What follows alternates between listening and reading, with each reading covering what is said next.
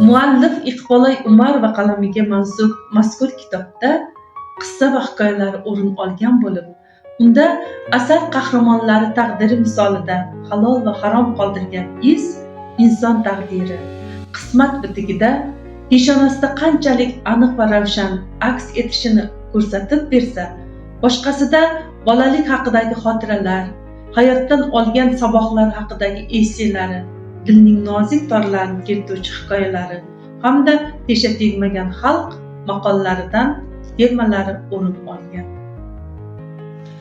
Ushbu kitob keng doiradagi kitobxonlar uchun mo'ljallangan bo'lib, shubhasiz har kim bu asardan o'zi uchun nimadir topa oladi. Hurmatli kitobxonlar, Zaribdor tuman axborot kutubxona markazi viloyatimizning iste'dodli adibasi Iqbolay Umarovaning ushbu O'gay taqdir kitobini o'qishingizni tavsiya etadi.